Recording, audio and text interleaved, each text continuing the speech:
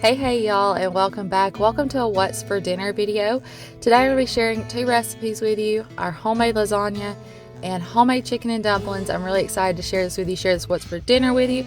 Don't go anywhere, and in just a minute we will get started making these meals. If you're new, my name is Tiffany. We're so happy to have you here. This is our small town life, and we are a simple Southern family living our life, living our adventure, and bringing you along for the ride. We'd love to have you as part of the family. Hit that red subscribe button down below before you leave today.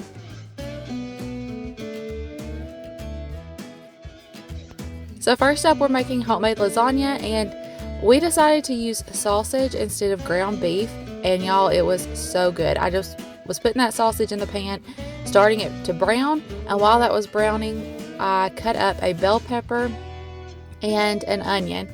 Now I used half of the bell pepper for the lasagna, you'll see that in just a second, and half of it for salad, same thing with the onion. So here you can kind of see those bigger pieces of bell pepper are to go in our side salads, and then the smaller pieces are for the lasagna. Same thing with the onion, and Huddy wanted to help, so he's helping me cut up the onion. Just cutting it into pieces. Again, a little bit bigger pieces for our salad, and then some small pieces for the lasagna.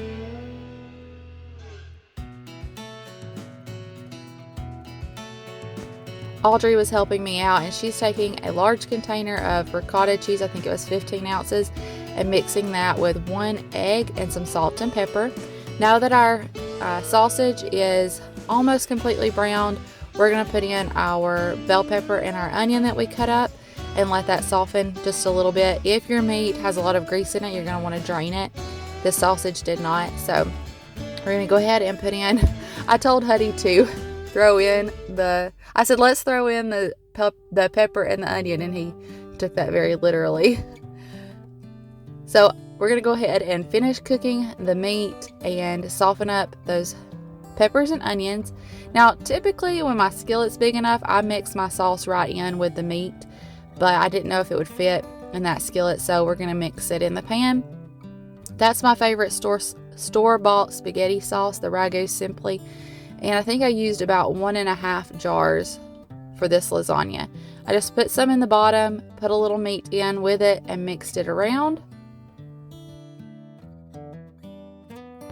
And then we wanted olives in our lasagna. You can put in whatever you want. Sometimes I also like to do mushrooms, and I usually take it pretty easy and buy canned mushrooms as well, canned sliced mushrooms. But on this day, we just wanted our bell pepper, our onion, and olives. Then I'm taking some oven-ready lasagna noodles, laying those across the top. Y'all, I don't always get the oven ready. Sometimes I just get the regular lasagna noodles, and I never boil them. I just put them straight in the pan. As long as you have enough liquid, they're going to cook just fine.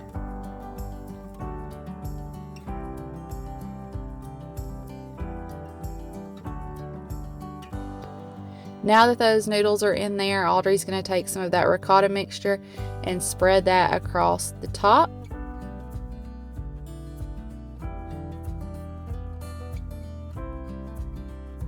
I like to put that ricotta mixture right on top of the noodles because it just spreads easy.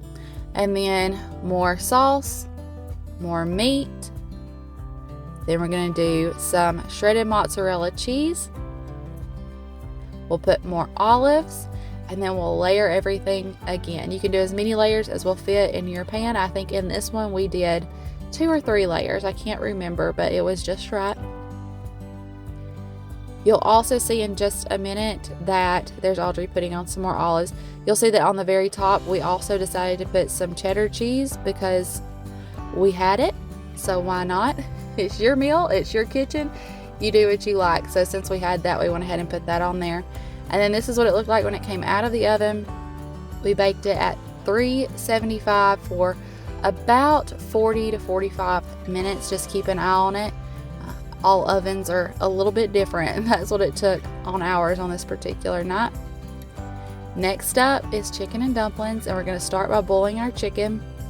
I didn't measure the water that I put in this pot. I probably should have so that I could tell you, but I'm going to guess that it's about 5 to 6 cups of water in there, just enough to cover the chicken so that we can boil our chicken and get it cooking. I'm putting in 4 thin cut chicken breast, that would be about the same as 2 larger chicken breasts, but I like that it's cut down because it cooks a little bit faster. While it's cooking, we're gonna go ahead and get out everything else that we need. I've got a box of chicken broth. We're gonna grab our salt and pepper. For our dumplings, we're taking the easy way on this particular night and using store-bought biscuits. For dumplings, I like to use these cheap 50-cent cans of Great Value biscuits.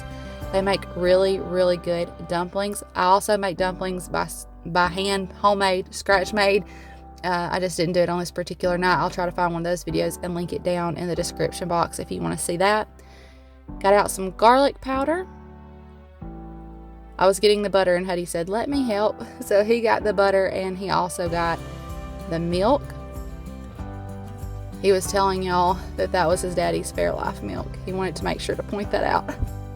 If you had whole milk, that would be better, but we had 1% because that's what we typically use.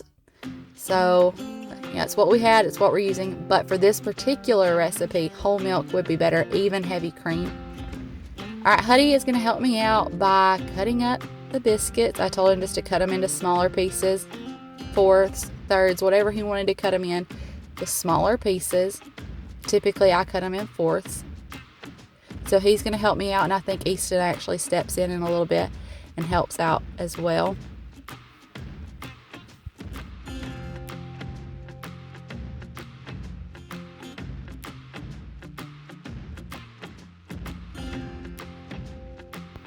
This is a wonderful way to get the kids involved in the kitchen with you. Hand them a butter knife and let them cut up some biscuits. They take such pride in being able to help.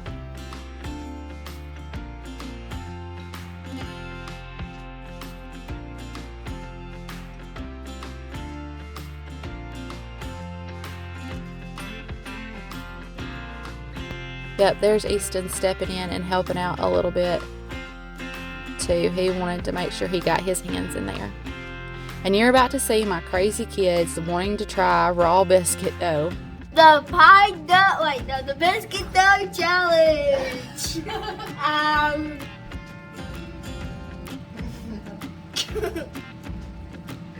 it taste like? Spit it out. Ugh. Like raw biscuit dough. Tastes like a biscuit. Yeah. It's good. Alright, now that our chicken is done, I'm going to go ahead and pull that out and shred that up and then put it back in the pot.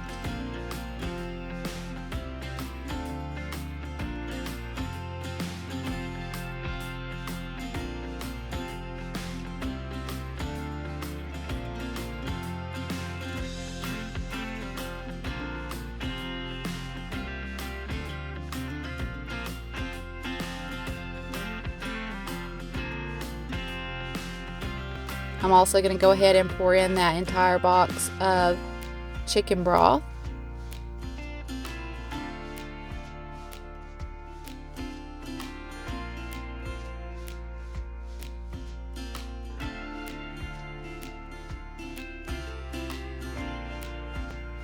Three tablespoons of butter, and we use the Country Crock plant butter made with olive oil and really like it.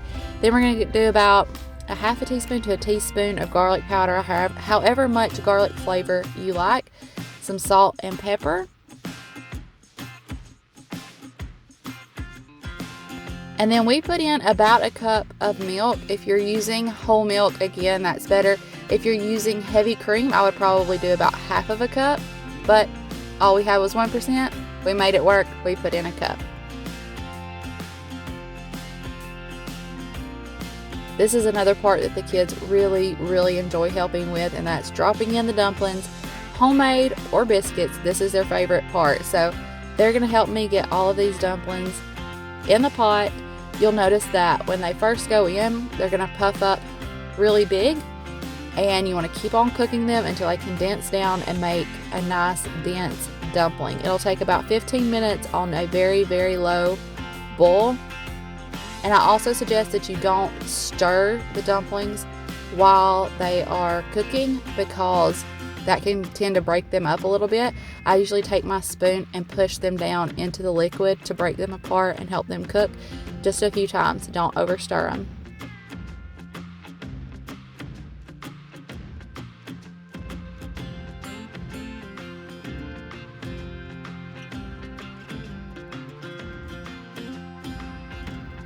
Here you can see where they're really starting to puff up. Seeing it sped up really, I guess, exaggerates that. It helps you see it better.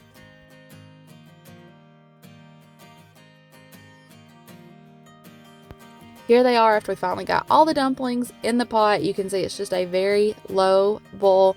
We're going to cook them like that for about 15 minutes, occasionally pushing them down with the back of the spoon.